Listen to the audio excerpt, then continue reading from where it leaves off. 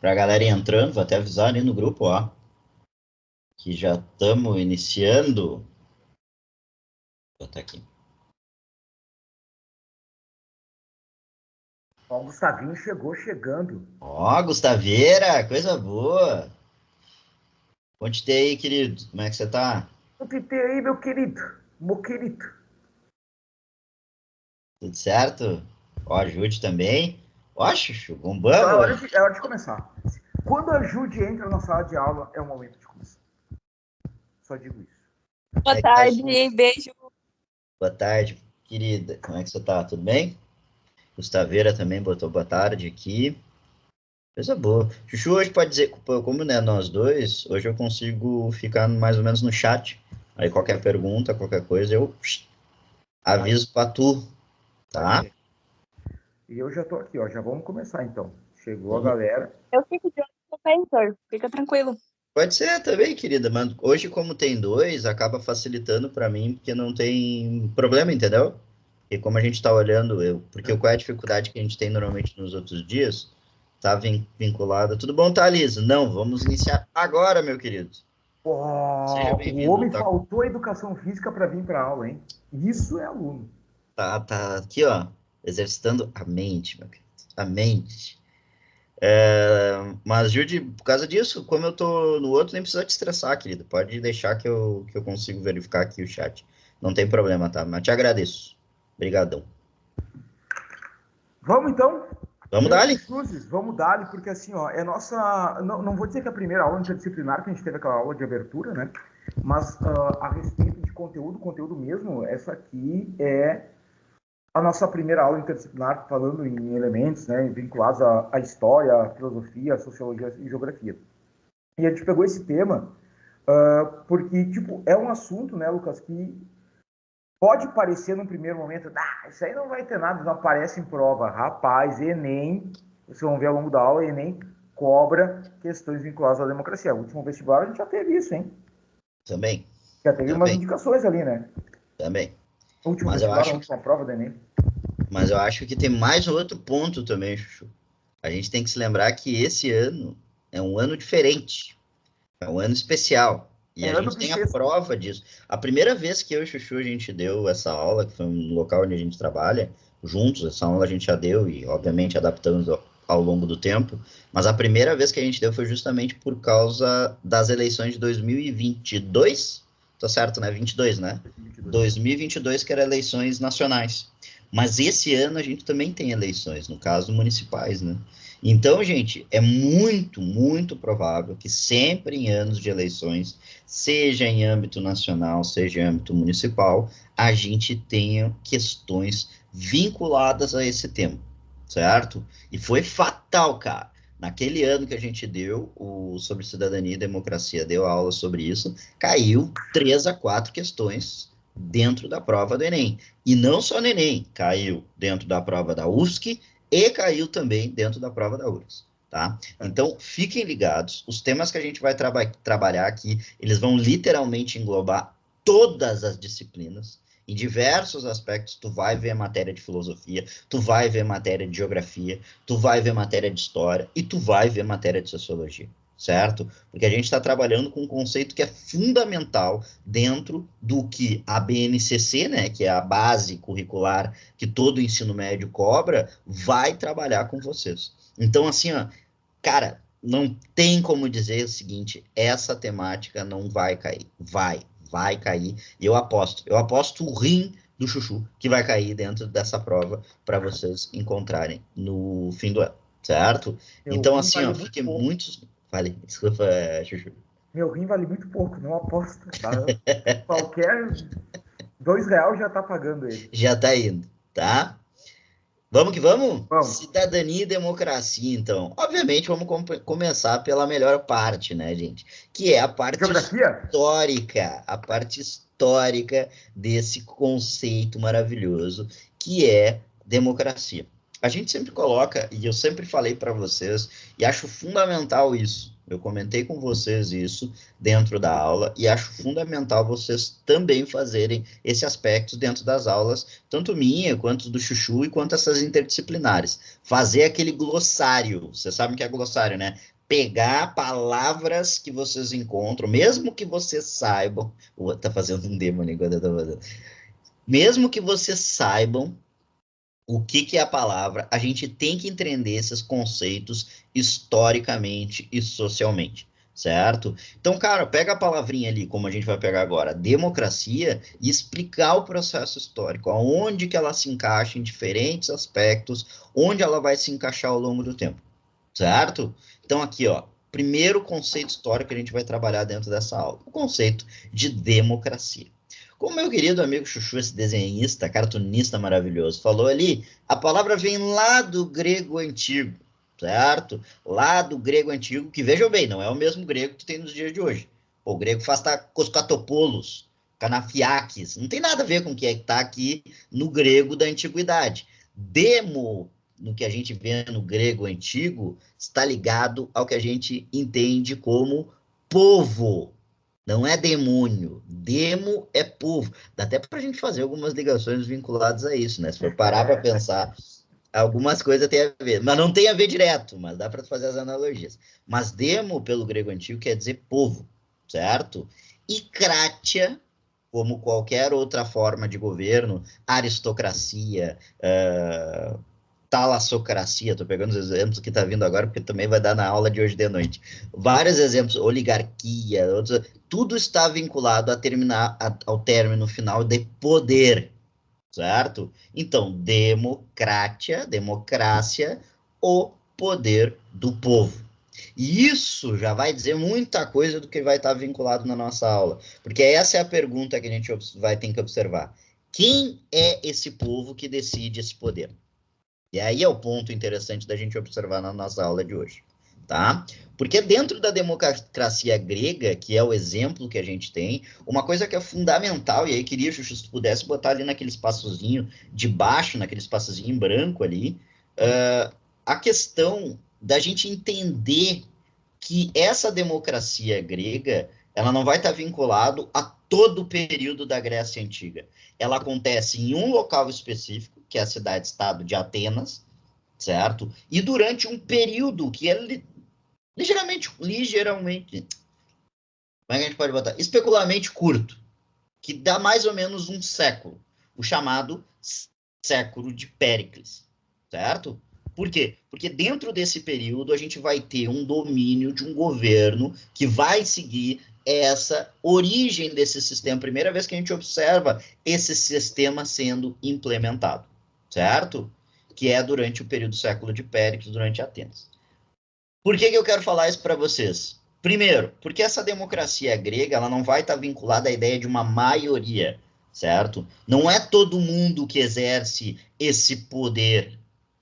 Não é o povo inteiro que está exercendo esse poder. Cuidem nesses elementos, tá? Não é todo mundo que exerce essa forma de poder. Apenas algumas pessoas, e a gente vai ver isso, vão estar vinculados a esse direito de poder. Porque o direito de poder que a gente está observando dentro da Grécia Antiga vai estar ligado diretamente ao conceito de cidadão, que é o segundo momento que a gente vai, outro conceito que a gente vai observar. E nem todo mundo dentro de Atenas era considerado cidadão, certo? Eu sempre friso isso. Isso aqui o Enem adora, mas não é assim, ó, gosta, adora observar, tá? Nem todo mundo é cidadão em Atenas, ok? Além disso, gente, a ideia da democracia está vinculado ao acordo de se estabelecer uma sociedade virtuosa e justa. Aí onde a gente estabelece o que a gente conhece como um regime de república, certo? Um regime de república, ok? A coisa pública é nada mais, nada menos do que colocar a ideia de república, que vai ser estabelecido formalmente como forma de governo apenas na Roma Antiga, certo? Ok? Além disso, e aqui é onde eles normalmente perguntam, tá? A democracia, ela é direta. E essa aqui é uma pergunta que eu vou fazer para vocês desde agora. O que é uma democracia direta? pergunto para vocês. O que vocês acham que é uma democracia direta? Falem comigo. Os próprios integrantes fazem as suas próprias decisões, dão seus próprios pontos de vista diretamente.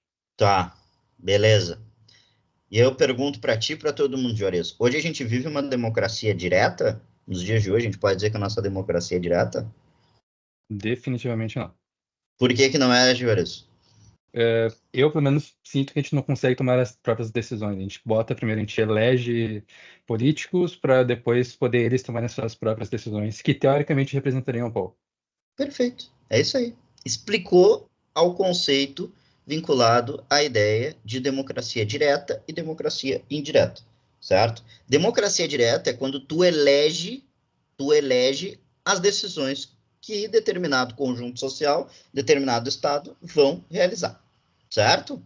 Beleza?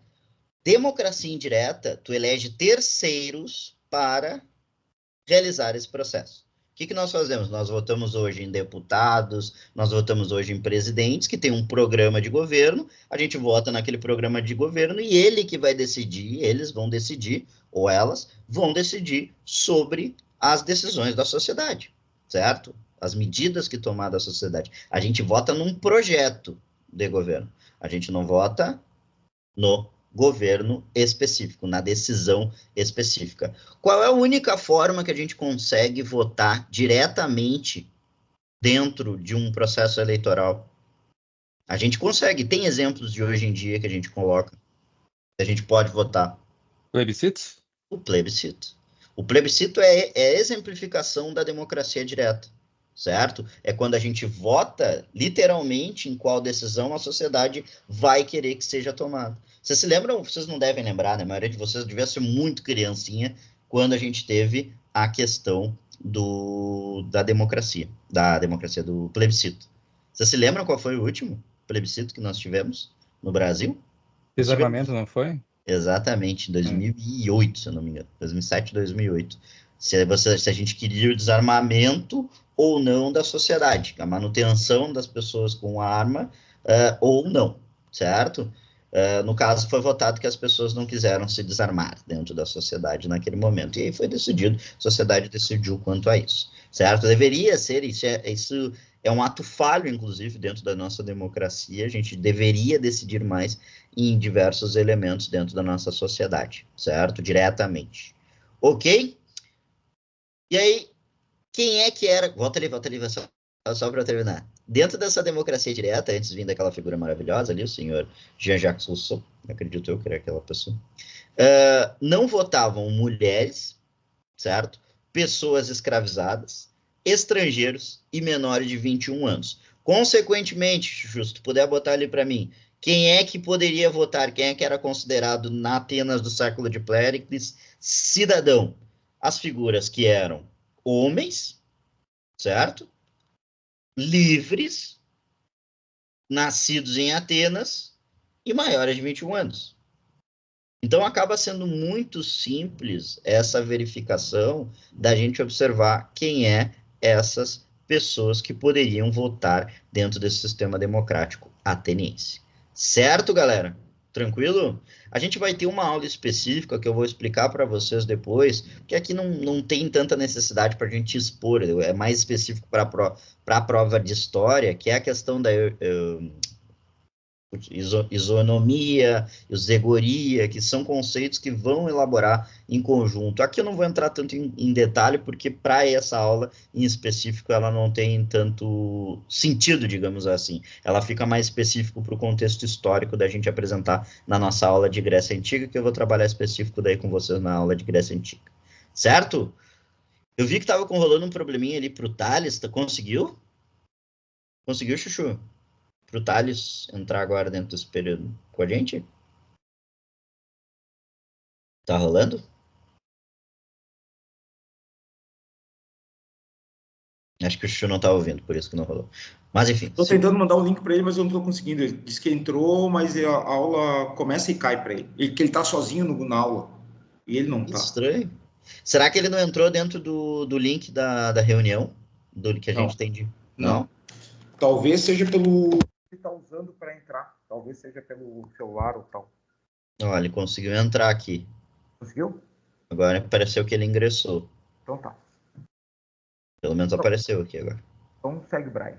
Consegui. Pode passar a página ali para mim. Até aqui de boa, gurizada. Isso aqui é muito importante vocês entenderem. Esse processo conceitual do que a gente está conversando. Tá de boa? Pra mim tá. Agora a Lu que caiu. Ah, porca miséria. Mas acho que ela volta agora. Tá voltando daqui a pouquinho. Pelo que eu entendi. Pode passar para mim, Xuxa, se Passei. puder. Conceito sócio-histórico, então, de democracia. O nosso conceito histórico de democracia, tanto moderna quanto contemporânea, vem diretamente desse senhor aqui do lado, o senhor chamado Jean-Jacques Rousseau, um dos principais pensadores iluministas, também muito importante que a gente vai observar na nossa aula dos contratualistas, certo? O Jean-Jacques Rousseau, gente, ele traz a ideia, principalmente, quando ele diz, dentro do pensamento iluminista e do contrato social, que é o livro dele, que inclusive é esse livrinho aqui, do qual indico para todas e todos vocês lerem, tem aberto, né? Posso passar para vocês depois dentro da internet, PDF na internet, não tem problema nenhum. Mas, ó, Chuchu, a Lu dizendo que tá a mesma coisa também para ela. Será que não vale a pena a gente tentar sair e entrar? Mas aí a gravação vai ficar cortada. Ah, é a gravação, né? Pois é. Estranho. Porque numa das aulas que eu passei, apareceu isso. Tá Chegou a apare- Não, já tinha acontecido isso de alguma vez, assim? Não. Pois é. O que tá acontecendo? Daqui a pouco se o Thales conseguiu, daqui a pouco o Lu consegue também. Tá.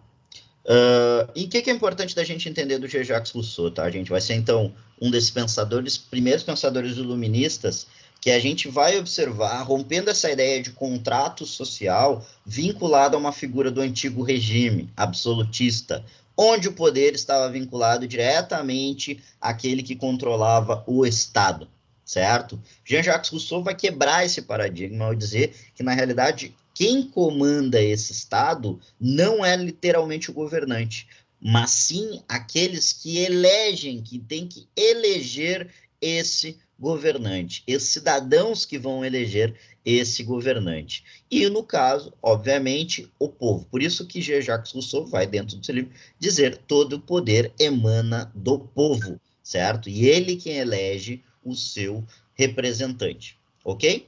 E aí a gente, então, tem a chamada democracia representativa, que é o nosso exemplo da democracia que a gente tem nos dias atuais, certo? Não é, obviamente, literalmente igual do que a gente tem nas repúblicas como no Brasil, mas é um processo que a gente vai observar ao longo do tempo que se consolida com o próprio desenvolvimento das sociedades contemporâneas.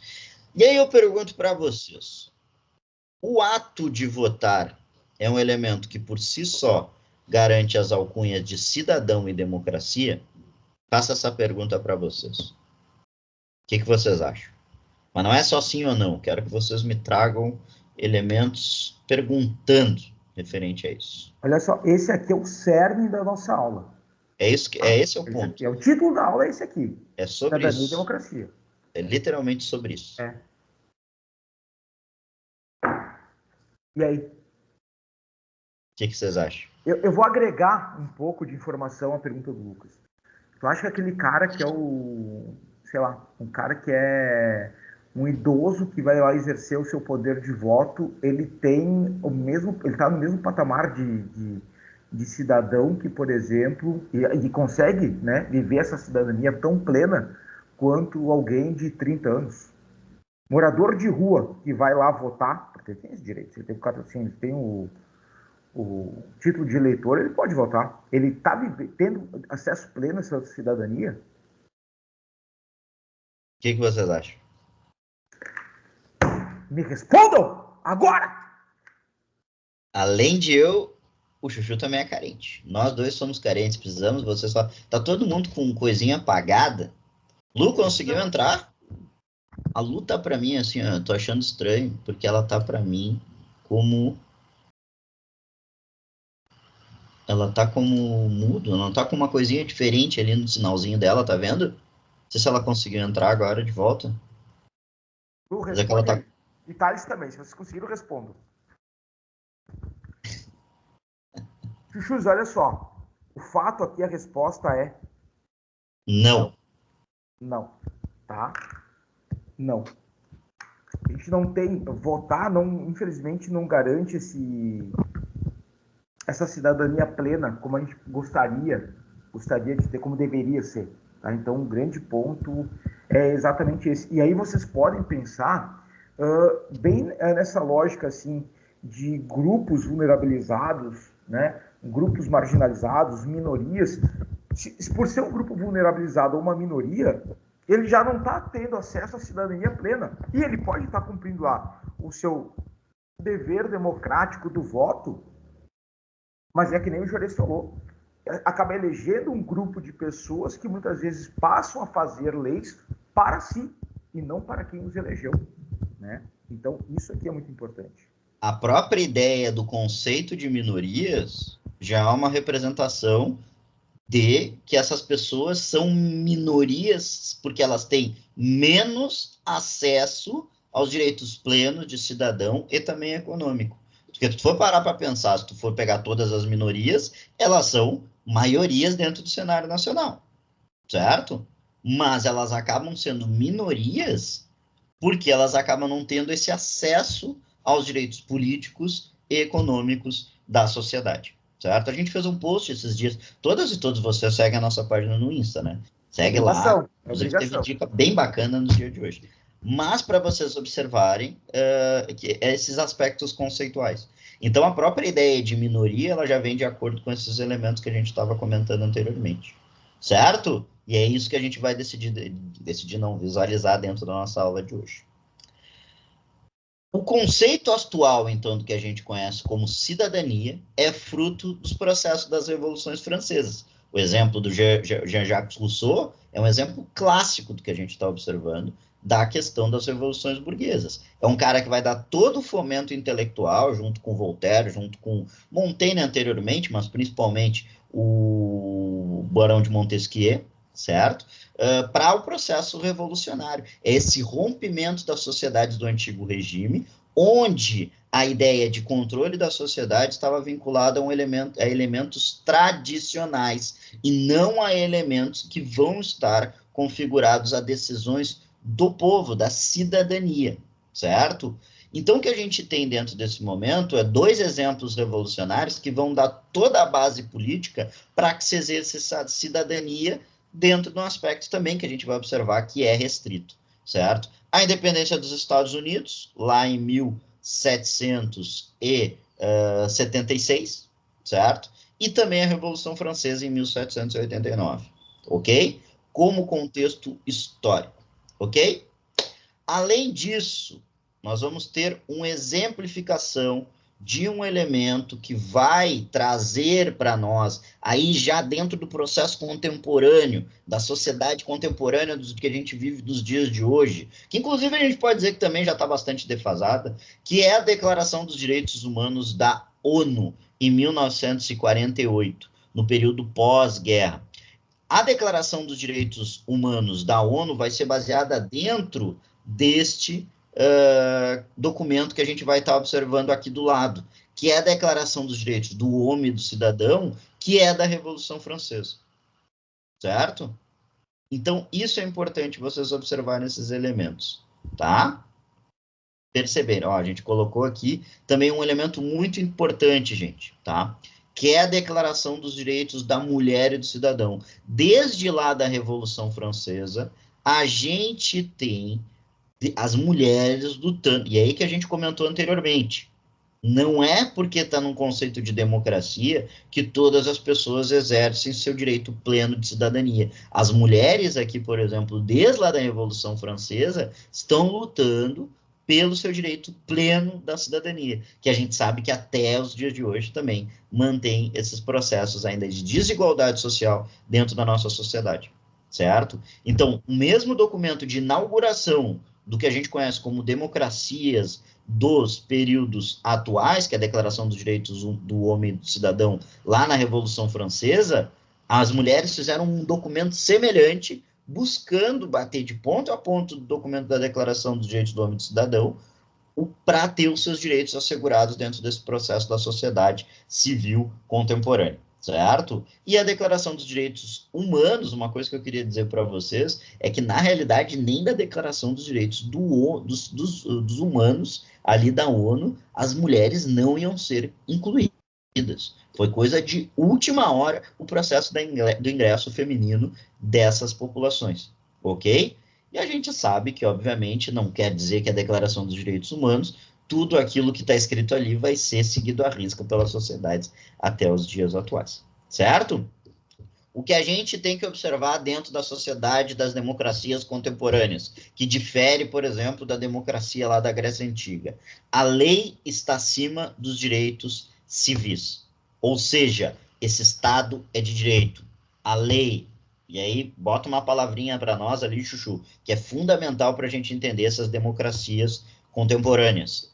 Constituição. O grupo dessas leis vai ser chamado de Constituição, que também é algo vinculado a um filósofo desse processo iluminista chamado Barão de Montesquieu, ok? Que vai trazer esse conceito fundamental para a gente observar dentro da sociedade. Ok?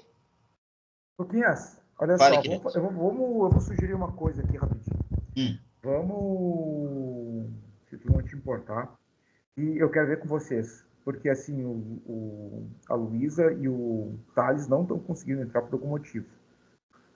A Luísa acabou de entrar, não sei, interessante. Mas os dois estão aí. Não, mas ela tá com um símbolozinho que eu acho estranho, Chuchu, olha, ela tá com um símbolozinho que parece pausa. Eu consegui entrar só agora também. Consegui entrar, mas o teu também tava com esse mesmo símbolo, Thales, que é um símbolo que eu nunca tinha visto, na realidade. Vocês entraram, tu entrou por qual, Thales? Pelo telefone? Eu sempre entrava pelo computador, daí agora eu baixei o aplicativo e no aplicativo eu consegui. Conseguiu entrar. E Lu? A Lu disse que nem pelo telefone conseguiu. Nem pelo telefone. Só estamos tentando resolver aqui. Calma, não crie pânico. Não tem não tem problema. Essa tem que eu tenho reunião de paz. Eu acho que ela não tá conseguindo. Eu vou tentar mandar mensagem para ela por aqui. Tá, o Thales está aí. O Thales conseguiu entrar. Tá. Agora é só a Lu. Eu vou fazer o seguinte. Eu vou tirar a Lu da chamada, Lu. Remover da chamada. Removi. Não me leva a mal, Luísa. Só para tu tentar... Mandando para ela tentar entrar de novo. Agora sim. Tentando fazer tudo ao mesmo tempo. Juarez, assim é a vida real. Assim é a vida real. É tentar... Famoso... O Thales saiu. Sai agora esse inferno. A galha a pau é pouco, esse rapaz. Mas o resto, Juarez, Gustavo, Jude, não tiveram nenhum problema quanto a isso. Foi tranquilo de entrar, senhor? Tá tudo certo. Foi tranquilo? Vocês estão com quase qual? Estão no computador ou estão pelo aplicativo? Eu fui pelo tablet. Pelo tablet. Tá. Eu tô pelo computador mesmo, notebook aí pelo computador. Tá tudo certo. Ali, ó. Ó, a Lu acho que ingressou agora. Aí, Lu, conseguiu? O Thales também. Agora foi? Então fechou. Vamos seguindo o baile. Vamos. Ó, o Thales saiu de novo. Mas eu vou mandar ele pra... É que ele tá na escola. Então ele deve estar roubando a internet da escola. A internet da escola é horrível. Pode ser uma questão de internet. Mas vou ficar de olho em ti, Lu, porque o teu tava com um símbolozinho diferente que o Thales também tava. Eu não sei se é alguma coisa específica que tá acontecendo. Seguimos. Então, a gente comentar justamente esses elementos que a gente tinha conversado com vocês anteriormente. A ideia de minorias sociais, certo? A gente observar que dentro desse contexto da democracia, a gente encontra a limitação da cidadania em sociedades contemporâneas, certo? E aí a gente tem uma palavrinha que é fundamental e que a gente vai ver na nossa aula de sociologia, e eu aposto para vocês que no mínimo 2 questões no Enem vai aparecer isso aqui: movimentos sociais. Xuxa, se puder botar ali uns sociais, tá?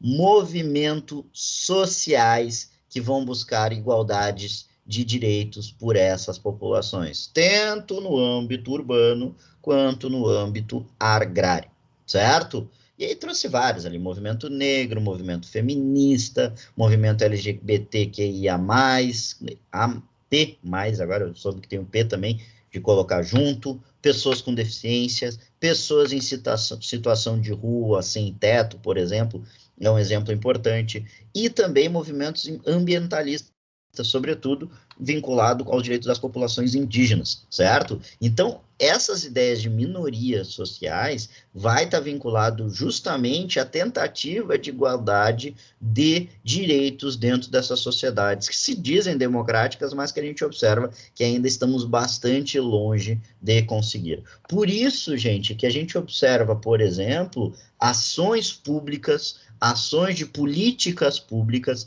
na tentativa de igualar minorias sociais dentro de uma sociedade a esse acesso de direito. Alguém poderia me dizer um tipo de política pública, por exemplo, que está vinculado a esse processo?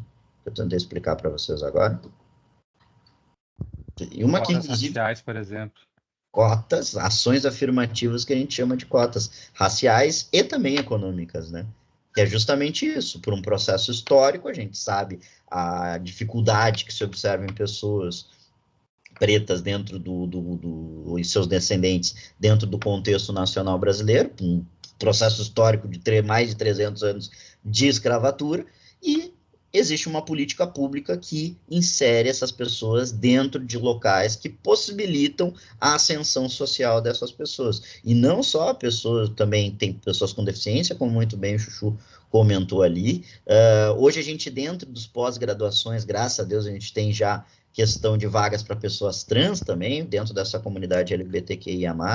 Então, diversos elementos que a gente vai observar essas políticas públicas, justamente populações indígenas também têm cota dentro da universidade, justamente vinculado a esse processo para que tenham maiores possibilidades de direito devido à dívida histórica que se tem com essas populações.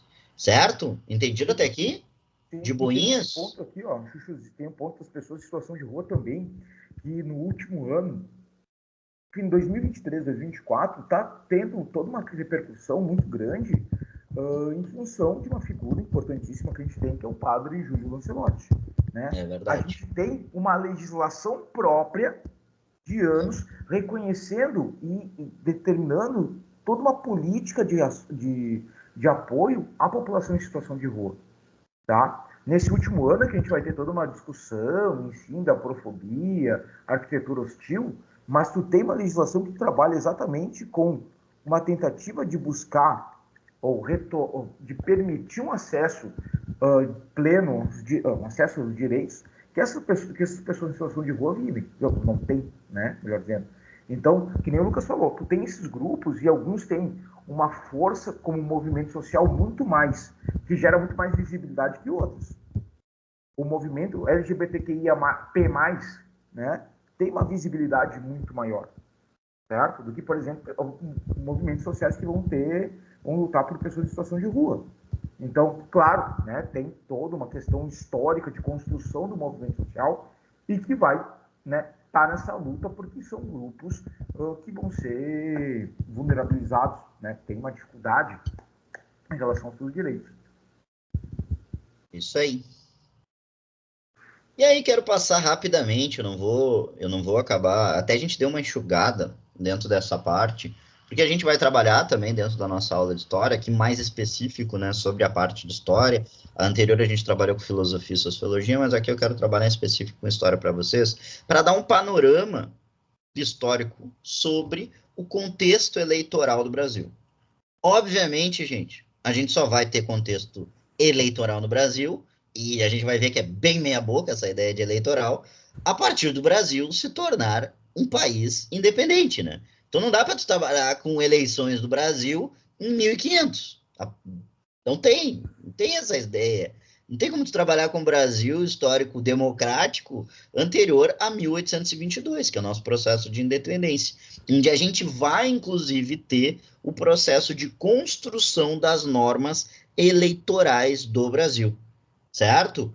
qual o primeiro ponto que a gente observa, então, como essa Constituição? E vejam só, vejam a data. Quando que foi?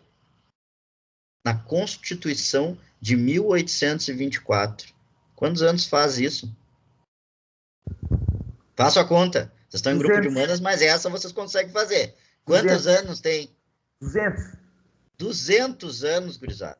Então, aqui, ó, uma efeméride que, principalmente nas provas de vestibulares regionais, vai aparecer esse ano. Na real, já está aparecendo desde 22, porque isso aqui está vinculado diretamente com o processo da independência. Mas esse ano, velho, é fatal. É fatal. Vai aparecer na prova para vocês a Constituição de 1824. Lembrando sempre que a palavrinha que a gente observa ali, o que é outorgada? O que é uma Constituição outorgada?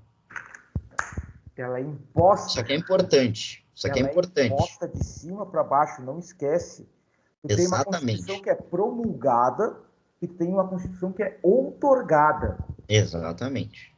Tu tem a outorgada, que é imposta, como o Chuchu falou, e tu tem a promulgada, que é votada. A gente até teve uma Constituição anterior, essa de 24, que foi vetada pelo cara, que chamava Constituição da Mandioca, que foi uma Constituição que seria promulgada, ela seria votada, seria aceita. O problema é que o imperador não quis, porque tirava os poderes do imperador, e ele outorgou uma Constituição que ele quis, então imposta.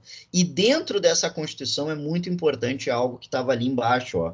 Foi colocado no Brasil, é um caso único dentro do contexto mundial, é algo que nós criamos, abrasileiramos, pegamos lá o livro do Montesquieu e abrasileiramos, certo? O livro lá do direito, do espírito das leis, certo? Do Montesquieu, e abrasileiramos que além dos 3 poderes que a gente tem dentro de qualquer república democrática atual, ele colocou um chamado 4º poder, o poder moderador, que teoricamente era dizer assim, ó, se não estava de acordo com o que o poder moderador queria, ele poderia vetar todos os outros poderes, certo? Só para dizer para vocês, ó, muito semelhante ao que a gente tem anteriormente, a ideia do direito ao voto. Quem é que poderia votar? Então, é um direito restrito ao voto. Somente homens livres, maiores de 25 anos, renda anual de mais de 100 mil réis, tá? E isso é a representação, e aí, se puder, ali uma outra palavrinha que vocês têm que ficar esperto e que vai aparecer em diversos momentos da nossa história, que é a ideia de voto censitário, ou seja, que tu tem que ter determinada quantia de determinado, e aí que eles vão estabelecer, a da mandioca, por exemplo, é uma quantidade X de sacas de mandioca, certo? Que tu tinha que ter anual para poder votar em relação, certo? E é o que a gente chama de voto censitário.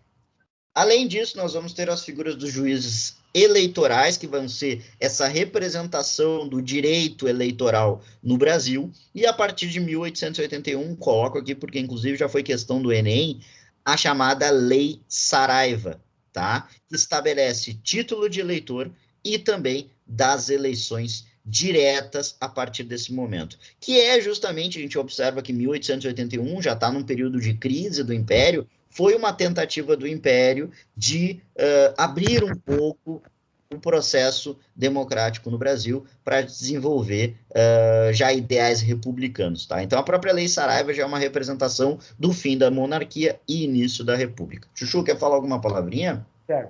Olha só, Chuchu, essa questão do direito ao voto aqui que a gente tem, tu traça aquele paralelo com o que o Lucas estava falando antes do direito em Atenas. Homens livres maiores de 25 anos. Só que aqui entra a questão da renda, né? Entra aqui a questão da renda. Em Atenas não tinha, mas aqui tem. Então, assim, repara, e aí, e eu quero que vocês lembrem que o Juarez falou antes, lá na primeira resposta que o Juarez deu, que a gente elege um grupo de pessoas que vão fazer leis para si, né? Foi o que o Juarez falou. E olha, quem é que estava elegendo? Eram homens livres, que ele, né? E só podia ser eleito se tu fosse homem livre com grana. Tu só ia se candidatar a alguma coisa se tu fosse homem, branco, obviamente, né? Com grana. Então, a gente cria um sistema de elite política no Brasil, quase que uma oligarquia política no Brasil, e tu vai pensar se perpetua até hoje. Vai pegar um Congresso Nacional, o Brasil tem uma das maiores desigualdades por gênero no parlamento. Então a gente tem um predomínio de homens brancos, ricos, né, no parlamento brasileiro. É isso? É família. É a família se Família. estabelece como grande que aí a gente vai observar o porquê, a ideia de curral eleitoral agora no próximo slide, mas é o estabelecimento desse paternalismo que a gente chama. O nome desse conceito sociológico é paternalismo histórico, certo? Que é essa ideia de perpetuação. Eu vi agora, semana passada, eu estava vendo, eu não sei se vocês já percebeu, já sabem quem é, que pintou o cabelo, o cabelo nevado que eles chamam, né? O cabelo que o Chuchu vai fazer agora, vou botar uma pilha para fazer durante esse ano, que é pintar de louro o cabelo e tudo mais. O prefeito de Recife, que é um piá de 20 anos, é um guri que é filho do Eduardo Ramos, se eu não me engano, né? Que é o que morreu no acidente. Que é uma família que domina aquela região de Pernambuco há quase 200 anos, desde essa época. Aí tu vai para o Maranhão, tem os ACM, os Magalhães. Aí tu vai... ACM é da Bahia. Da Bahia, desculpa. Tu vai para o Maranhão, tem Sarney. o Sarney no Maranhão, tu tem os Collor em Alagoas. Em cada região, tu vai tendo essas famílias que vão dominando, cara. É as mesmas famílias, e esses caras vão se tornando deputados, esses caras vão tornando senadores, porque vem dessa lógica, é dessa lógica que é estabelecida, certo? Entre outras famílias aí que eu não vou nem falar qual. Fala, querido. E pega seguros, né? É tudo, e a maioria, homens, brancos. Homens. Né? Homens. Então tu vê que a gente tem essa manutenção do poder para uma classe muito específica da sociedade brasileira. Exatamente.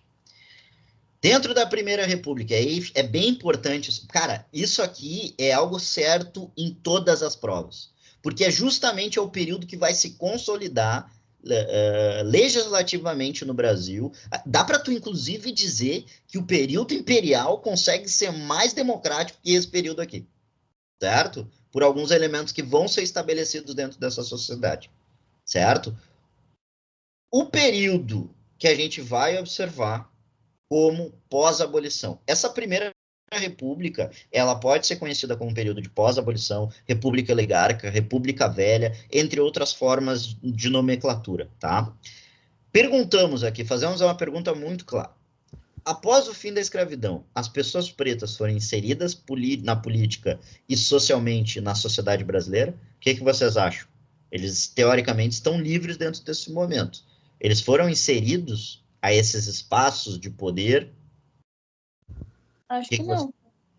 Acho que não, né, Jude? Por exemplo, a gente acabou de falar que se tu pega, por exemplo, a bancada do Congresso Nacional, tu não vai ver uma representação da sociedade brasileira como ela é. Vai ver uma representação de poder da sociedade brasileira, como ela foi constituída historicamente. Então, esse período de pós-abolição é muito grave o que acontece aqui. Porque se as pessoas estão livres, elas não vão ter acesso às riquezas e poderes desse Estado. Certo? Não foi feito nenhum processo de inclusão social no Brasil para que essas pessoas se tornassem autossuficientes, esses grupos sociais, autossuficientes de reprodução de riquezas ao longo da história. Certo? Inclusive, se coloca freios para barrar a existência dessas pessoas, como política de encarceramento em massa, entre outros elementos. Ok? A Constituição de 1891, o que a gente vai observar? Primeiro elemento, voto universal masculino e não secreto. Vejam bem, anteriormente a gente tinha voto secreto dentro desse processo. Agora a gente não tem nem não secreto, ele não é secreto. Praticamente é impresso, podemos dizer aqui. Certo? Incluindo mulheres, analfabetos, população de rua, menores de 21 anos, e aqui é interessante também que a galera sempre pergunta, padres e soldados, certo? Que é justamente para excluir classes sociais que estavam, de uma maneira ou outra, vinculadas à antiga monarquia. É uma jogada dos republicanos dentro desse processo. Mas, enfim. E aqui, velho, eu quero trazer um elemento que é muito importante, que inclusive também já caiu em prova.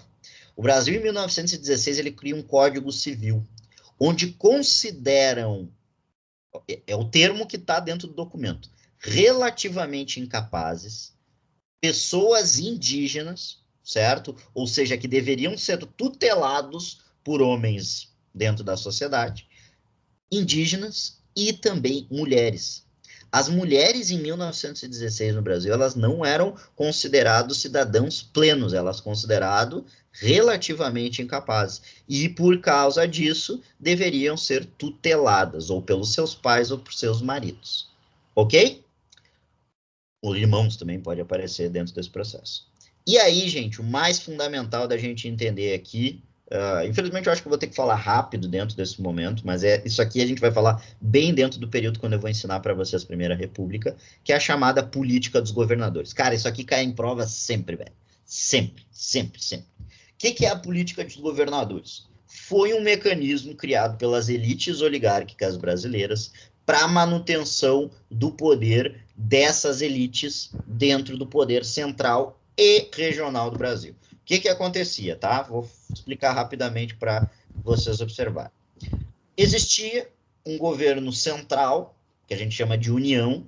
Esse governo central vai ser revezado pelas duas principais oligarquias do Brasil, no momento. São Paulo, que era o grande produtor de café, que a gente vai ter nesse momento, e Minas Gerais, que a galera bota como grande produtor de leite, mas é mais para ficar bonito, para ficar com a ideia do café com leite. Minas Gerais, o grande benefício de Minas Gerais é o voto, tá? Então, é o maior colégio eleitoral do Brasil nesse momento. Então, tu tem que, em vez de café com leite, bota na tua cabeça café com voto, tá? E até hoje, Minas Gerais é decisivíssimo dentro do Brasil no processo eleitoral. Quem ganha, isso em todas as eleições pós 1988, que a gente tem no Brasil, todas as eleições, quem ganha em Minas Gerais, ganha a eleição presidencial nacional, certo? Então, fiquem ligados nesse aspecto. Minas Gerais é fundamental dentro desse conceito eleitoreiro. O que a gente vai observar, então, continuando a ideia? Minas Gerais e São Paulo revezavam-se dentro desse poder central, certo? Como é que eles conseguiam se revezar dentro desse poder central e não ter nenhuma oligarquia externa a eles para incomodar essa centralidade do poder na União? Eles simplesmente vão colocar representantes da mesma classe para governar autonomamente. Então, a União um pouco interferia dentro dos estados periféricos a esse poder central do Brasil. O maior exemplo disso é nós aqui dentro do Rio Grande do Sul, Santa Catarina também. O Rio Grande do Sul é um exemplo clássico desse processo de autonomia do Estado, onde o mesmo grupo político vai se mantendo governando o Estado por quase 40 anos, Júlio de Castilhos e Boas de Merdeiros, o que a gente conhece como PRR, Partido Republicano Rio Grandense, certo? Sob uma lógica positivista que a gente vai ver amanhã, inclusive, também. O Rio Grande do Sul é um exemplo clássico do que a gente observa dentro dessa política dos governadores. E como é que funcionava a manutenção desse processo? No que a gente chama de voto a cabresto. Quem liderava esses grandes processos as elites regionais governavam espaços em todo o estado, certo? Em toda a província, certo? Esses caras vão forçar as pessoas que vivem, esses caras eram chamados de coronéis ou caudilhos, eles forçam as pessoas dentro desses seus domínios a votarem nos representantes, me engasguei, dos deputados e senadores de acordo com o Partido Republicano do seu estado. E, obviamente, esses caras iriam eleger o representante nacional que estava vinculado àquele de São Paulo e Minas Gerais. Certo? Então, o que a gente vai observar, e por isso o voto a cabresto, e tu não tinha como fugir da comprovação porque o voto não era secreto, se obrigavam as pessoas que estavam sob o domínio desses grandes coronéis, dessas grandes elites oligárquicas regionais, a votar nos representantes que eles queriam. Certo? O que a gente vai observar justamente como o período da Revolução de 30, não gosto muito desse termo, vai ser a ruptura do pacto dessas oligarquias, quando as oligarquias regionais vão encher o saco dessa política dos governadores e vão também querer assumir o poder. Pô, Getúlio o que é? Getúlio era um representante do PRR no Rio Grande do Sul. E aí ele se torna, a partir desse momento, então, a gente vai ter o fim do que a gente conhece como essa república oligárquica. Mas observem esse processo de manutenção do poder. É tudo uma grande representação de manutenção de uma classe oligárquica no poder dentro de um contexto supostamente democrático. Não existia democracia aqui, certo? Não existia voto, a pessoa exercendo o direito pleno de escolher quem queria para votar, certo? A pessoa era forçada a votar no representante dessas camadas oligárquicas, tá? Normalmente tem inclusive essas figuras aqui, é bastante comum aparecer sempre as mesmas figuras, mas essa ideia do cabresto, o que é o cabresto, Chuchu? Explica para nós o que é cabresto. Cabresto é isso aqui, ó. Então, tu coloca na cabeça do cavalinho para botar ele no caminho certo. Chuchu, como um No bom caminho cavalgador, um grande ginete do nosso estado, Muito bota ali, ó, fácil. bota no cavalinho para ele não olhar para o lado. É justamente nessa ideia. E aí o cavaleiro faz o ginete faz o que ele quiser sobre o cavalo. Então, por isso, voto a cabresto. Certo? E isso resulta, obviamente, em diversas fraudes eleitorais que vão se manter até o início do período eleitoral, do período contemporâneo. Quer falar, Chu, um pouquinho? Bom, eu leio aqui e a gente faz ela, tá? Então, Chuchu, olha só essa questão. Olha, primeira coisa que eu quero que vocês observem. Olha a data. Enem 2018. Ô, Lucas, teve eleição em 2018? Teve, eu votei. Então, olha a temática. Ano de eleição, pimba, tem questão sobre democracia. Rodrigo havia sido indicado pela oposição para fiscal de uma das mesas eleitorais. Pôs o revólver na cintura, uma caixa de balas no bolso e encaminhou-se para seu posto. A chamada dos eleitores começou às 7 da madrugada, plantando junto da porta os capangas do Trindade, ofereciam cédulas com o nome dos candidatos oficiais a todos os eleitores que entravam. Eu vou voltar aqui, que essa imagem aqui, tá entendendo essa imagem aqui de cima? Ó? E essa de baixo, tá entendendo elas? Beleza. O diabão, desculpa, estes em sua quase totalidade tomavam docilmente dos papeluchos e depositavam-nos na urna, depois de assinar a autêntica. Para comprovar que votou. Os que se recusavam a isso tinham seus nomes assintosamente anotados. Ah, tu não vai votar no cara? Eu vou anotar teu nome aqui. Como é que é teu nome? Juarez. Juarez. Eu sei onde é que tu mora, tá, Juarez? Segunda depois vai passar um pessoal lá. Depois mais tarde um amigo meu vai passar lá para te dar um oi, tá? É assim. O Tempo e o Vento, do seu Veríssimo. Érico Veríssimo tematiza em obra ficcional o seguinte aspecto característico da vida política durante a Primeira República. Jude, olha só as alternativas. Letra A. Identificação forçada de homens analfabetos. Está no texto, em algum momento, ali, a identificação de homens analfabetos? Não. B. Monitoramento legal de pleitos legislativos. Monitoramento legal. Tudo isso que está aqui no texto, Gustavo, é extremamente legal, correto, dentro da lei. O que vocês acham? É legal? Bem legal. É bem ilegal, né? Repressão explícita ao exercício do direito. D. Propaganda direcionada à população do campo. Em algum momento falou que é só a população do campo. Propaganda, não é propaganda, não é exatamente a propaganda que está sendo feita, né? Assim, ó, ou tu vota nesse cara, eu te cago ali a pau, vou te moer na porrada. Não é exatamente uma propaganda. Né? E cerceamento, uma limitação policial dos operários sindicalizados. Em algum momento do texto, tu viu alguma coisa referente à polícia, a operário, a sindicato? Não. Lucas, é a letra C, meu Lucas? Meu Luquinhas favorito. É a letra C. É a letra C, de Chuchu. Certo? Letra C de Chuchu. Também. O legume. Chuchu, o legume. Tá? Isso aí, gurizada. Bem simples para vocês observarem essa ideia. Leiam sempre os textos, tá? Normalmente o Enem vai estar vinculado diretamente ao que eles estão expondo dentro do texto. Mas é isso aí. Ficou alguma dúvida? Podemos passar? Já passei. Então tá. Se vocês não falarem, a gente vai passando. Vocês têm que falar, abre a boca para falar. Pois é, tá todo mundo envergonhado. Nas últimas aulas tava todo mundo com câmera ligada. Não sei o que houve com vocês hoje. A galera que tava com dificuldade eu até entendo, mas tô muito envergonhadinho hoje. Mas enfim. Pronto eles. Eu causo isso.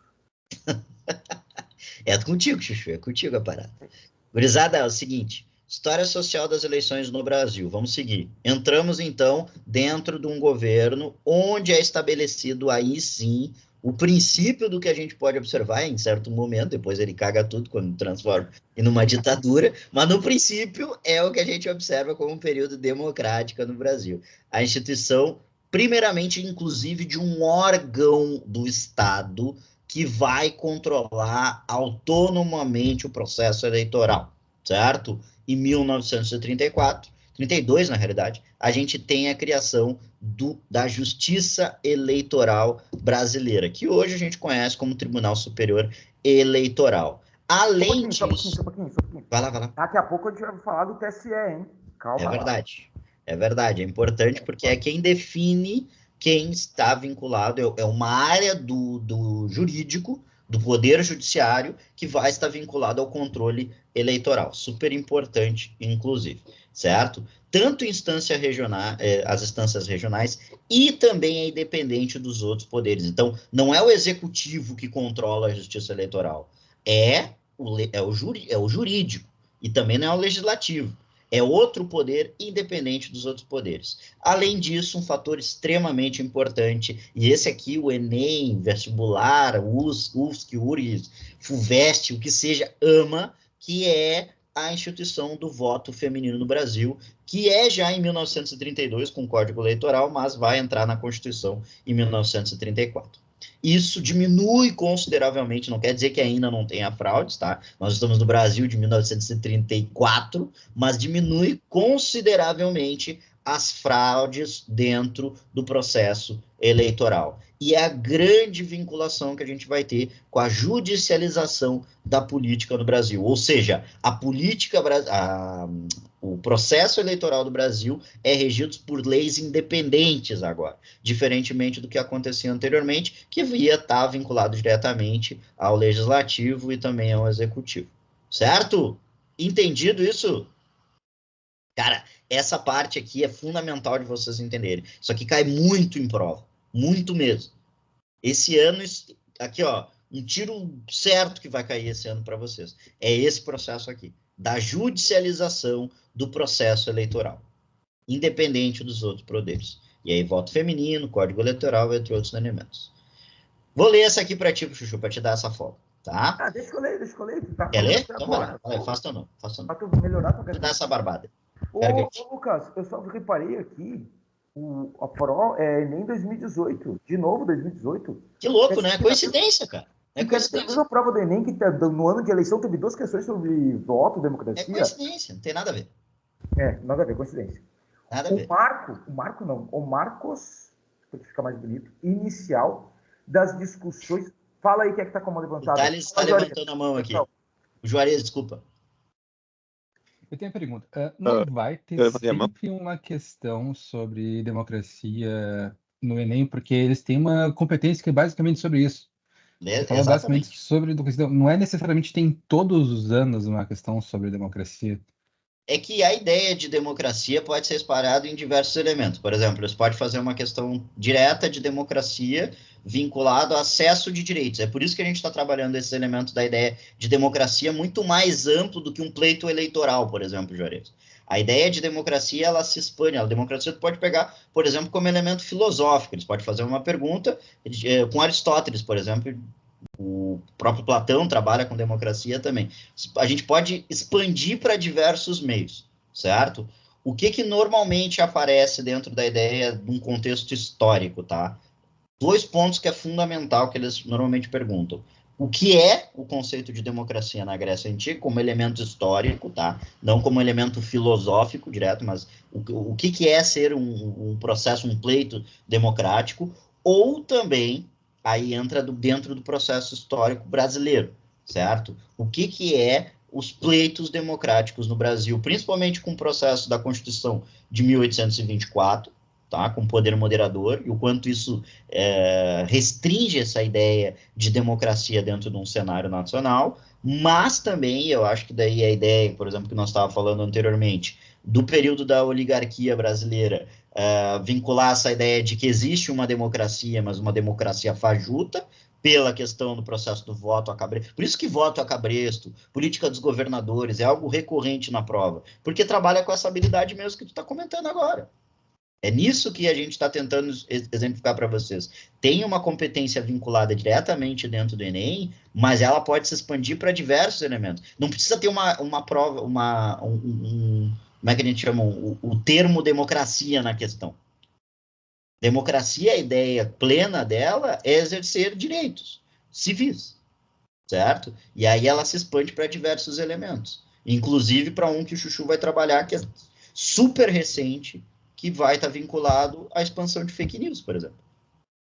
A fake news, a inserção de fake news em determinado cenário da sociedade não é o exercer de democracia plena, certo? Porque ela vai estar restringindo que o acesso à população à informação verídica, e isso já é algo que cerceia teu processo democrático.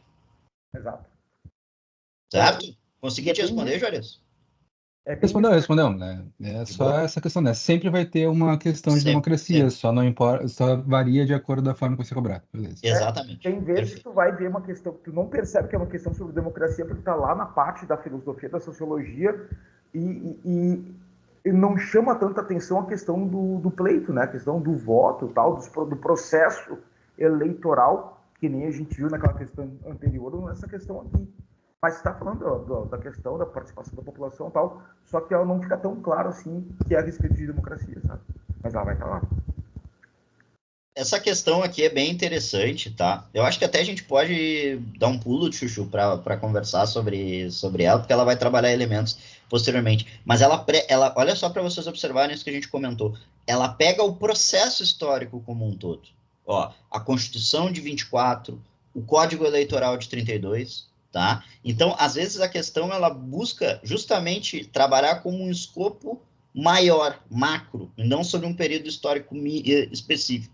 Certo? Então, só para vocês observarem ali, ó, um dos fatores que contribuíram para a efetivação da medida mencionada no texto, e aí tu vai ter que ir no texto para observar, o marco inicial das discussões parlamentares em torno do voto, do direito do voto feminino, são os debates que antecederam a Constituição de 1824, então anterior ao processo da Constituição, que não trazia qualquer impedimento ao exercício político das mulheres, mas, por outro lado, também não era explícita quanto à possibilidade desse exercício.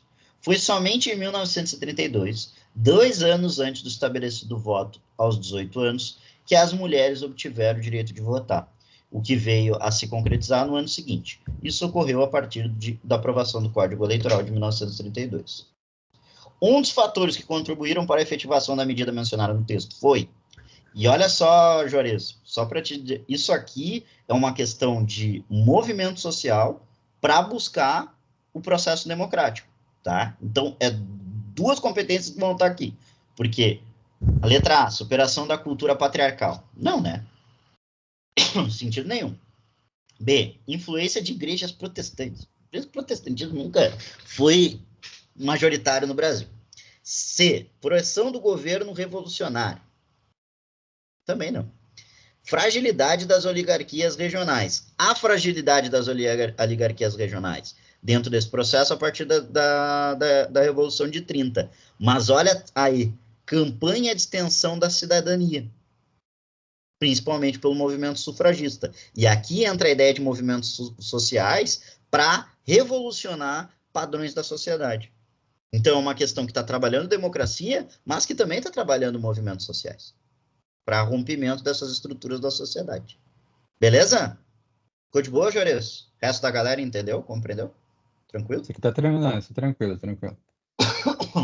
Concordam, discordam? Também pode falar, não tem problema não. Eu concordo. Concorda? Ditadura civil e militar, tá? Primeira coisa, o que se configura como ditadura? Quero colocar ali, só embaixo, Chuchu, só para tu botar, depois a gente vai trabalhar sociologicamente o que é isso como forma de governo. Mas o que se configura como ditadura? Primeiro, não tem os 3 poderes, tá?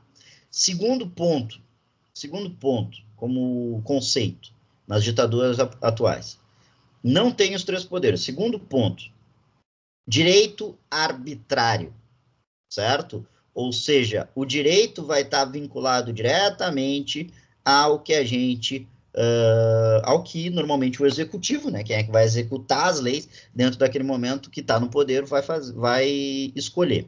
E usar aí os atos institucionais é um exemplo clássico disso aqui, certo? Eles decidem, não há processo judiciário pelo Tribunal de Justiça, então não existe três poderes.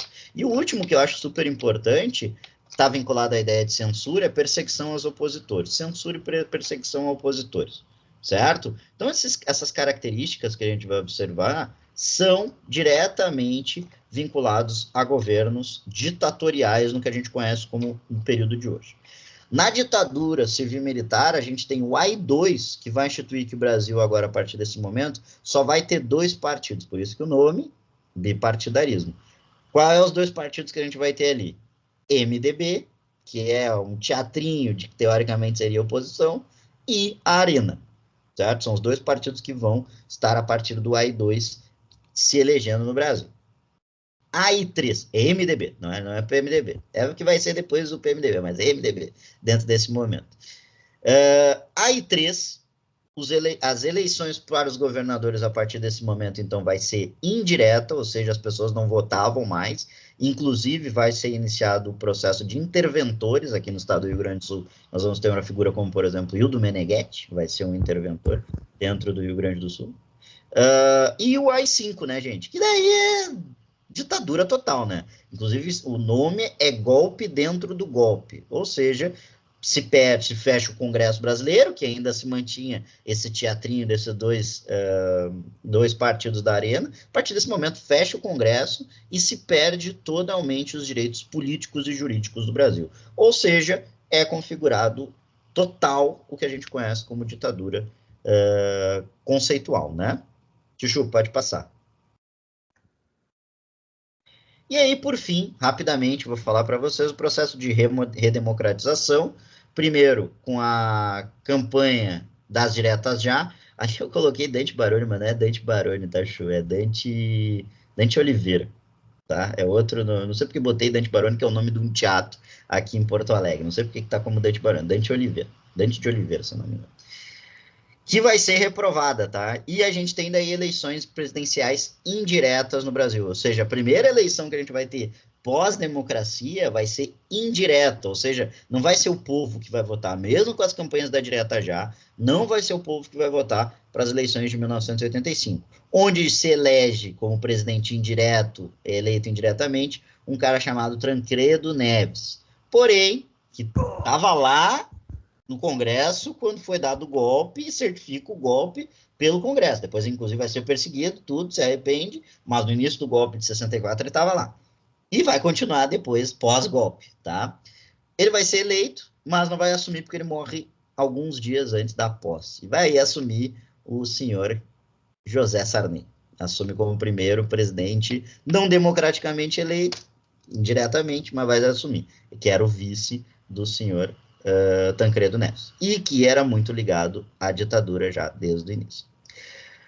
Constituição Cidadã de 1988, promulgada também, é onde a gente tem pela primeira vez no Brasil o voto de analfabetos, isso já foi questão também. Primeira vez que nós temos analfabetos votando, autorizados a votar, em 1988. Também nós temos voto secreto, obrigatório, que é outro fator que a gente não tinha anteriormente, e universal, ou seja, todos aqueles a partir de 16 anos estão aptos a votarem, certo? E obrigatório a partir dos 18. Reconhecimento dos direitos de comunidades quilombolas e indígenas. Primeiro momento que essas duas camadas da população vão ser consideradas cidadãs brasileiras. Vejam só, faz 30 anos atrás, nada. Que indígena é considerado cidadão brasileiro e quilombola também. E aí, fala. Chuchu, olha só, população indígena começa a aparecer no censo em 1991. Até aqui não tá ligado aquela divisão do censo em cotas ou raças, né? Não, grupos étnicos ou raças, grupos étnicos. Né? Branco, pardo, preto, amarelo, indígena só está contabilizado aqui, ó. Não tinha antes. 91. Começa a contabilizar a população indígena no censo. Um dos anos mais importantes, inclusive, da história da humanidade, né? 1991. extremamente importante na história. É, Você sabe por quê? Quase 20 anos, verdade. Sabe por quê, Chuchu? Alguém nasceu? Vamos que vamos. Contestações. Espera para tu ver a efeméride que a gente vai colocar lá no Instagram. Que tem agora, tem a... A gente vai fazer todo mês, a gente coloca lá no Instagram um post que é a retrospectiva do mês anterior, né? Em fevereiro tem uma data importante. Eu coloquei lá, é uma das primeiras. Assim. Inclusive, temos informações de que está pronto a nova desse mês de fevereiro. Contestações, direitos sociais e também o processo da reforma agrária, que ficou ainda muito devendo. A concentração de terra no Brasil é muito grande ainda dentro desses elementos. Direitos sociais, a gente vê nos últimos 20 anos um aumento já da equiparação, ainda bem longe do ideal, mas que começa a ser inicializado dentro desse momento. Xuxa, por favor, pode passar. Só uma coisinha. Xuxa, eu quero só voltar isso aqui. Ó. Esse aqui só um ponto que ele é bem interessante, que é o voto obrigatório. Por que o voto é obrigatório no Brasil? A gente sabe. Vocês estão ligados que em vários países do mundo o voto ele é opcional. Estados Unidos, a maior democracia do planeta. Tu vai votar quando tu quer. Né? Tu vai votar se tu quiser. E aí as eleições nos Estados Unidos acontecem no meio da semana, numa terça-feira normalmente. Né? E tu não tem folga. Ou seja, na maior democracia do planeta, o sistema eleitoral é feito para que tu não vá votar, para que tu não pode faltar o trabalho, então tu não vai votar. Enfim, mas no Brasil, em vários países do mundo, o voto não é obrigatório. Aqui no país é. A lógica é qual? Se institui o voto obrigatório no país no sentido de que, se tu não tem esse voto obrigatório, quem vai continuar realizando esse voto, apesar de agora tu poder ter um voto mais universal, incluindo grupos que até então não poderiam, tu ainda vai manter, né? Se ele é optativo, tu ainda mantém a maior parte dos eleitores como cidadãos homens brancos da elite. E aí eles continuariam elegendo, perpetuando um grupo específico de pessoas. E outra, como é que tu vai dizer assim, tu vai eleger lá um cara, tal, foi lá, o voto não é obrigatório, tu elege tal cara, como é que tu vai dizer assim, mas eu não votei nesse cara, eu nem fui votar, não aceito que ele me represente. Não foi votar. Então, a ideia é que tu, na obrigatoriedade, tu daria maior acesso à democracia, tu daria acesso à democracia à quase totalidade da população. Né? Então, assim, tu não tem depois de reclamar. É a questão de quem ganhou a eleição, mas todo mundo participa. Então, essa ideia do voto obrigatório tem isso, né? A lógica de tu não permitir que grupos, né, se mantenham no poder, apesar de a gente saber que isso meio que continua funcionando, né? Porque a gente tem uma propaganda, um poder de marketing político muito forte, mas enfim, mas a ideia seria essa, né? E a gente sabe que enfim, infelizmente não dá muito certo. Mas é nessa lógica, tá? Escuta. Saiu o som? Estão ouvindo? Não, para mim não saiu. Para mim não saiu. Peraí. Não saiu nada. Então, vou colocar de novo, peraí. Ele começou direto, vou fazer diferente aqui. Deixa o meu fone. Tô ouvindo baixinho? Peraí, volta. Então, peraí, só um pouquinho. Deixa aqui, descartar. Eu vou aumentar o meu volume. Estourar os tímpanos de vocês agora. Peraí, agora vai.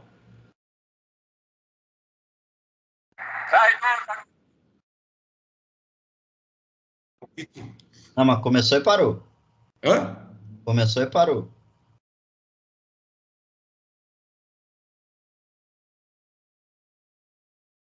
Não.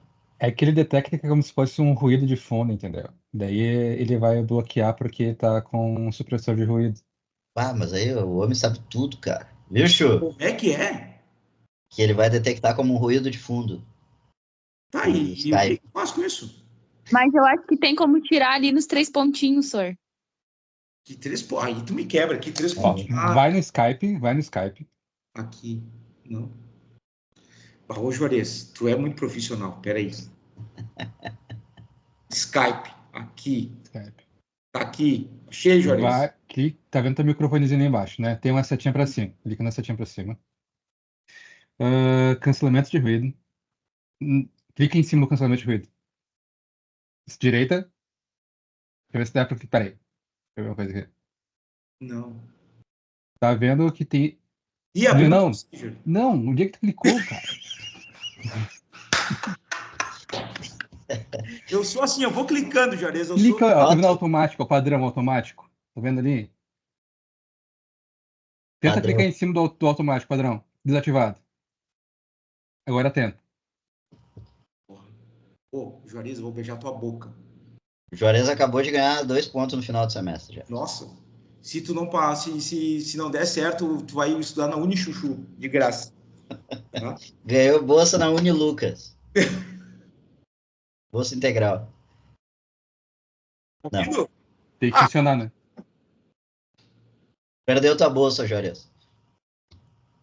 Desculpa, eu fiz o que estava ao meu alcance, não consegui. Vamos fazer o seguinte, Chuchu. Depois a gente manda o vídeo pra eles. Tá. A gente manda direto daí o vídeo pra eles. Tá. O grande lance era que assim, ó, deixa eu fazer agora, peraí. Deixa eu voltar lá, então. O grande lance é que, assim, é um vídeo massa pra caramba, porque ele é... Estão ouvindo agora ou não? Não. Nada. Tá.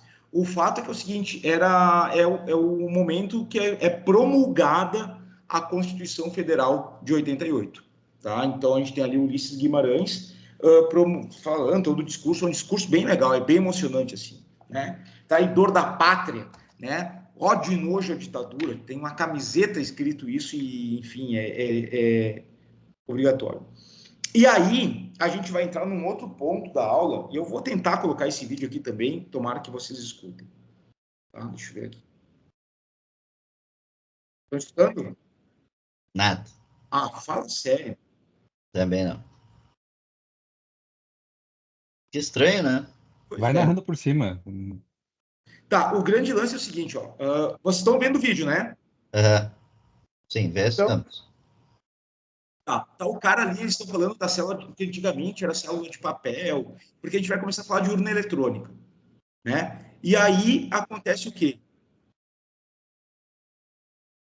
A gente tinha uma prática que era muito comum no voto em papel, que era o pessoal votar em quem quisesse. Tu recebia lá, né? Tu recebia a cédula com os nomes, mas o cara ia lá e votava assim, Juarez, né? E botava na urna e já era, não quer dizer que não. E a gente teve vários casos, por exemplo, de declaração de amor, né? O cara escreveu um poema na cédula, tinha a eleição de casos, enfim, diferente. E no Rio de Janeiro, esse rinoceronte, ele se tornou, ele foi eleito para vereador, Cacareco. O pessoal ia na cédula e escrevia Cacareco, Cacareco, Cacareco. E teve uma Tião que também ganhou eleição. Né? Então, assim, porque era isso. E a gente tem vários casos de fraude, de chegar no final da eleição e não tinha os números certos de votos. Então, a cédula eleitoral é isso que estão vendo, olha só. Tá? Isso aqui é a cédula, se não me engano, de 90 a... Deixa eu ver, acho que tem um Collor aqui. Tem. Não tem um Collor, é posterior. Tem ali embaixo, no 20. Acho que ia ser 89. 89, né? Então tem o Lula, aí o Marronzinho, o Zamir, a FIFA, aí tinha o cara que votou no Brizola, acho, tá aqui, no cara votou aqui, eu desmatar, eu falei, família Matar é outra, oligarca aí, né? Enfim, e aí o que acontece? O cara chegava aqui, ó, quadradinho, Lucas, coração, tá? Me beija. E botava na urna. Chuchu. E era isso, e era o voto do cara, tava aqui, ó, em Lucas, era aqui o xizinho. Tu tá entendendo? E aí chega um momento que a gente vai ter o seguinte, a gente tem uma necessidade de modernizar os votos exatamente para não ter mais esses problemas. E aí que vem a ideia da urna eletrônica, né? Que vai ser tão contestada, por exemplo, na última eleição, porque não é auditável. A urna eletrônica é auditável, sim. tá? A gente tem um dos sistemas eleitorais mais seguros do mundo. E aí a gente vai entrar num ponto que é muito importante, que é a questão de fake news, tá? Então, olha só, a urna eletrônica ela começa a ser, tu tem um projeto criado em 95, tá? Ela é utilizada em todo o território nacional pela primeira vez nas eleições de 2000, recente pra caramba, tá? E jamais foi registrado fraude e serve de modelo democrático para todo o planeta. Tem muita fake news nas eleições que falam assim, apenas 2 países no mundo usam urna eletrônica. Chuchu, são mais de 23 países que utilizam. Nos Estados Unidos, alguns estados utilizam urna eletrônica. Nos Estados Unidos, a fraude é comentada porque não tem voto eletrônico. Né? A discussão de fraude nas últimas eleições, lá do Biden, por exemplo, do Zé Biden, é que, não, o voto é impresso, isso permite muita fraude. Aqui o discurso é o que? O voto eletrônico permite a fraude, vamos voltar para o voto impresso, que era antigamente, quando elegeram um macaco, quando elegeram um rinoceronte, quando mandava declaração de amor para o Lucas. Tá entendendo? Então por que em outros países, que nem, sei lá, países como a Alemanha, o voto não é eletrônico? Porque os caras não têm todo esse histórico de fraude que a gente tem no Brasil. Num país onde a gente tem esse respaldo que a gente está trabalhando de fraude, voto do cabresto, se fez, e que voto do cabresto, Chuchu, que funciona até hoje. Até a última eleição, tá? Últimas eleições que a gente teve presidenciais, a gente tinha voto de cabresto. Tinha empresário obrigando o funcionário a votar em determinado candidato, com risco de demissão. Isso é voto de cabresto. Então, num país onde tem sistema de eleição extremamente problemático, se faz necessário um sistema mais moderno. É por isso que a gente tem voto eletrônico. Por isso que alguns países de primeiro mundo, países desenvolvidos, não vão ter urna eletrônica, porque eles não têm o nosso histórico. Saca? O que tende a mudar muito em função dessa ascensão, desse aumento considerável de fake news, né? A gente vai discutir a questão da inteligência artificial nas eleições. Então, a tendência agora é que vários países busquem um voto mais seguro. E o voto mais seguro, sim, é por urna eletrônica. Tá? Tu tem todo o direito de achar que não, né? Isso aqui ainda é uma democracia, mas tu tem que ter um bom argumento para dizer que não. Tá? Não que a gente ouve muito falar ali em WhatsApp e tal. Tá bom? E nisso a gente entra numa parte da aula, na parte final, na reta final da aula, que é a ideia de liberdade de expressão. Tá? Eleições e fake news. Então, quando a gente está pensando em liberdade de expressão, é o direito de expor ideias sem a interferência do governo da sociedade. Beleza. Mas aí tu tem que lembrar o seguinte: o que difere liberdade de expressão de fake news? Uma coisa é tu te expressar, tu dizer o que tu pensa, mas uma coisa é tu propagar uma informação falsa, tá? Então, assim, a liberdade de expressão, ela deve ser plena ou não. E aí eu vou te dar um argumento de um cara, tá? Que é importante, que apareceu inúmeras vezes em prova, que é John Stuart Mill. Sobre si mesmo, seu corpo e sua mente, sobre si mesmo, seu corpo e sua mente, o indivíduo é soberano. A liberdade do indivíduo deve ser, assim, limitada. Ele não deve se tornar nocivo a outras pessoas. No momento que tu vive coletiva, as leis são coletivas. Tu tem que obedecer à coletividade, certo? Então, liberdade de expressão não pode ferir o outro. Se tu quer ter uma liberdade total sobre o que tu fala, tu não pode viver em sociedade. Tu tem que viver sozinho para tu falar o que tu quiser. Porque numa sociedade, tu tem que ter, tua liberdade ela é limitada. Tem gente que diz assim, a gente pode viver, tem um político que diz assim, a gente pode viver sem oxigênio, mas não sem liberdade. Tem gente que já falou isso, hein? A gente pode viver sem oxigênio, mas não sem liberdade. A liberdade numa sociedade não é total. Ela é limitada pela presença do outro. Tá? Então, cuidado. Liberdade de expressão não é liberdade total. Ela é limitada pela proximidade de quem convive contigo todo o tempo, na mesma sociedade. Certo? E aí, chuchuzinhos, tem um ponto que agora é fundamental a gente trabalhar, que é a questão da deepfake, certo? Eu acho que eu escrevi errado isso aqui, acho que faltou um E aqui. Ah, separou. Separou, tá? Que é o seguinte, a ideia de que a gente tem fake, é para estar junto, das inteligências artificiais nas eleições. O TSE agora, semana passada, colocou lá uma série de normativas para tentar coibir a deepfake, né, e a inteligência artificial nas eleições. Então, o que a gente entende como deepfake? É tu estar num ponto mais avançado de fake news. É tu pegar esse Stuart Mill aqui, né, colocar ele falando com a voz dele. É pegar o Lucas, tá vendo o quadradinho do Lucas aparecendo? Fala alguma coisa, Lucas. Para mim, é tu que aparece aqui. Ó. E aí o Lucas vai falando. O Chuchu é muito bonito. Ele bem dotado e um físico extremamente atraente. E tu vai ver aquela imagem do Lucas, e ele falando, o Lucas é apaixonado pelo Chuchu. Como não seria? Mas, tipo, é mentira, porque ele não vai declarar isso. Não assim na frente de todo mundo. Certo? Só que a gente chegou num ponto de tecnologia que a gente não vai conseguir perceber o que é falso e o que é verdadeiro. Pensem na influência que isso tem na nossa sociedade. Se a urna eletrônica ela mantém o voto seguro, o que tu faz para manipular as eleições? Tu vai antes do voto. Tu manipula a opinião pública. Fake news é isso. Chuchu, fake news é isso. Olha isso aqui. Fake news, tá? Tem o objetivo de legitimar um ponto de vista ou prejudicar uma pessoa ou grupo, geralmente figuras públicas. As informações falsas apelam para o emocional. Isso é fake news. Olha essa notícia aqui. Saiu na BBC Brasil em fevereiro de 2024. Olha essa aqui. Professor de Geografia do RUNA tem aumento salarial e passa a receber na casa de 5 dígitos. Mas isso é verdade. Essa é real. É real. Essa é real. Aí, tu tem que te ligar no seguinte, isso aqui ganha. A mentira, a fake news, ela ganha pelo emocional. Tu recebeu essa notícia, tá? Tu olhou, tu vai ficar, porra, olha o Chuchu ganhando uma grana, morando em Torres, que nem o Juarez gostou de usar isso agora contra mim, né? Morando em Torres, nossa, e ficar reclamando, vou mandar para todo mundo. E a notícia se espalha.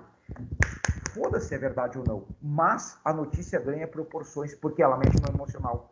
Tu pode ter ficado puto da vida com o que tu leu ali, e tu vai propagar para os outros ficarem putos da vida também. Ou tu gostou, reforçou o teu pensamento. Tu vai espalhar para a tua bolha para reforçar o pensamento dessa bolha. Né? Aqui eu coloquei, tem 2 fake news e uma verdade. Qual que é a verdadeira? Tem 3 notícias. Uma está aqui e a outra está aqui. Uma delas é verdade, outras 2 são fake news. A do Lucas. A do Lucas é verdade. Perfeito, Júlio. A do Lucas é verdade. O Lucas, né? É uma grana, né, gente? Tá indo aí para expandiu o comércio. Licenciatura, né? E Maquiné tá bombando, só se fala nele, no Clube dos Coroas. É um ramo muito próspero no negócio do strip e Maquiné. Tá? Indústria em crescimento. E é assim que funciona. Então, assim, quando a gente está pensando na lógica da democracia, das fake news, da cidadania e tal, isso é muito importante. Né? Então, eu coloquei aqui uma listinha de causas que a gente vai ter para... Deixa eu só pegar aqui uma canetinha. Para a propagação das fake news. Descentralização da informação. Porque hoje, qualquer coisa serve de informação. Tu vai ter o Instagram, tu tem o Jornal Nacional, tu tem uma revista, tu tem o WhatsApp. E a informação vem em grande quantidade. Tu tem um ambiente de polarização. Sabe o que é polarização? 2 polos. Né, oposição, crise de confiança nas instituições tradicionais. Isso aqui é fundamental. A gente não vai ter tido um 8 de janeiro de 2023 sem ter essa crise de confiança. Tá? E ela é alimentada, essa crise de confiança, ela é alimentada também pelas fake news. Então tem um processo que se retroalimenta. E uma visão de mundo que relativiza a verdade. Ou seja, Chuchu, eu quero que tu lembre o seguinte, olha só. Quando a gente está relativizando a verdade, a gente está vivendo no mundo, isso aqui é um conceito extremamente importante. Um conceito de pós-verdade, que é o que eu mencionei antes. Veremos em filo também. Filosofia veremos também. Que é aquela ideia que a gente estava vendo na notícia anterior. Tu vê lá que o Lucas virou strip em Maquiné. Tá? Não importa se é verdade ou não. Isso não é mais relevante. Importa o impacto que a notícia causa no teu emocional, que é o que vai fazer com que tu propague, tu perpetue essa informação. E isso vai criar as bolhas virtuais. A gente vive na rede social que vocês frequentam mais, tu tem uma bolha. E essa rede social, ela ganha em cima da tua permanência. E tu só vai ficar mais tempo nessa bolha, nessa rede social, quando as informações que chegam para ti correspondem à tua forma de pensar.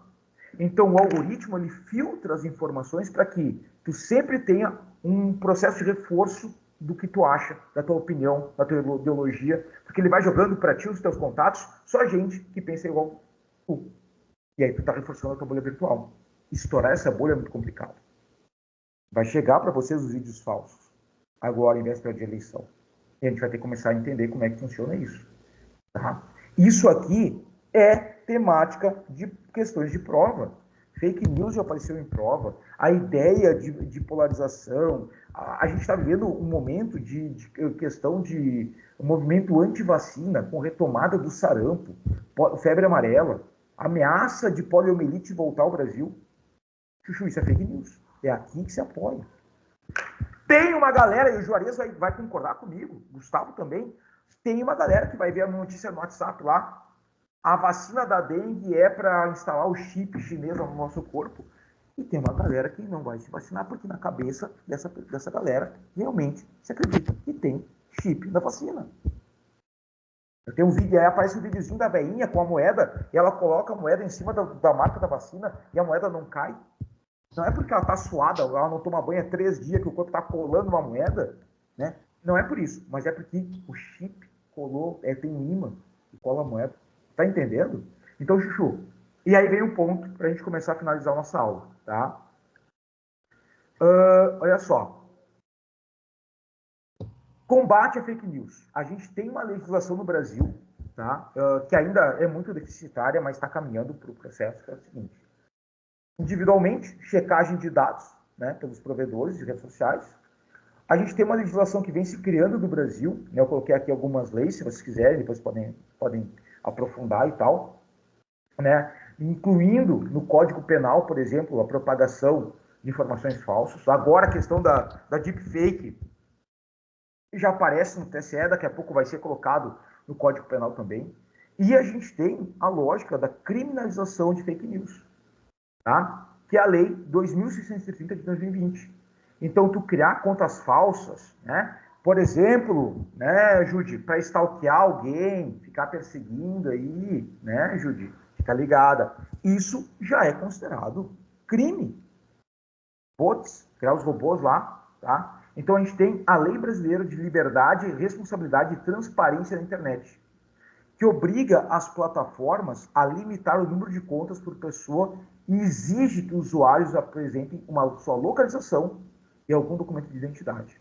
Chuchu, olha só, isso é muito importante porque a gente teve agora, no início do ano, vários os CEOs das grandes empresas de redes sociais indo no Congresso dos Estados Unidos. Estava lá o Zuckerberg, tinha um cara do TikTok, o Elon Musk lá e tal. E a grande questão era a seguinte, né? Não tem lei, a internet é um território sem lei, vocês não... A questão era em cima dessas redes sociais. Como barrar a propagação de fake news? Né? E aí vem a lógica que, assim, tu tem que limitar. É, de novo, aquela questão da liberdade. A liberdade que a gente vai ter na sociedade, ela é limitada quando afeta a outra pessoa. E a internet, ela não pode servir de escudo. O anonimato da internet não pode servir de escudo para tu falar o que tu quiser e ofender um grupo de pessoas ou uma pessoa em específico. Certo? Então, essa lei de liberdade, responsabilidade e transparência na internet tem uma ideia de tentar regulamentar. E nisso, você tem que lembrar o seguinte: quando uma empresa ela entra num país, ela está à mercê das leis daquele país. A gente viu, por exemplo, em 2023, o Telegram que a gente usa, né? O Telegram que a gente usa sendo usado, tendo ameaça lá de ser não desligado, mas enfim, parando, né? por questões relativas, por exemplo, a eles não entregarem dados para o tribunal, para o STF, né? Só que assim, a lei está clara. Quando o Telegram entra no Brasil, ele tem que obedecer a lei do país, certo? Enfim, alguma questão que vocês queiram colocar, meus chuchuzinhos? Ah, vai dizer que eu não estava compartilhando tela até agora. Tava sim, tava. Tava? Não, estão de brincadeira comigo. Ah, vocês vão se cagar, vocês não me falaram nada. Tava compartilhando, cara. Ah, tá. Relaxa teu coração. Relaxa teu coração. Ah, tá. Agora é que saiu. Mas, gente, eu acho que essa aula é bem importante. Até tudo isso que a gente falou, além de aparecer na prova, que muito provavelmente acontecer, cara, daqui a pouco pode ser uma redação. E a gente dá todo o escopo que a gente apresentou para vocês. Processo de, por exemplo, fake news dentro do contexto eleitoral, como também questão das vacinas, entre outros elementos. Cara, pode ser tranquilamente uma proposta de redação em ano eleitoral. É super válido para esse. Inclusive, eu acharia maravilhoso. Mas, enfim, galera, pedimos desculpa por ter passado um pouco. Na realidade, passamos um pouco, a gente cronometrou um pouco essa aula, justamente para vocês. Só que tivemos a questão técnica ali em alguns momentos, né? Felizmente, foi a primeira vez que a gente apareceu, acredito, e não teremos mais. Mas é isso. Queria agradecer a todos e todas vocês. Acho que foi bem legal a nossa aula de hoje. Tá? Só, Lucas, alguém tem alguma pergunta, assim, colocação? Ah, sim, por O favor. Juarez está com a mão levantada, não sei. Eu acho que ele não conseguiu baixar ainda. Eu tentei baixar ali antes também, mas não rolou. Eu nem tentei baixar, tinha até esquecido disso. Peraí. Tranquilo, queridos. Mas tem alguma dúvida? Juarez, Jude, Gustavo, Luísa?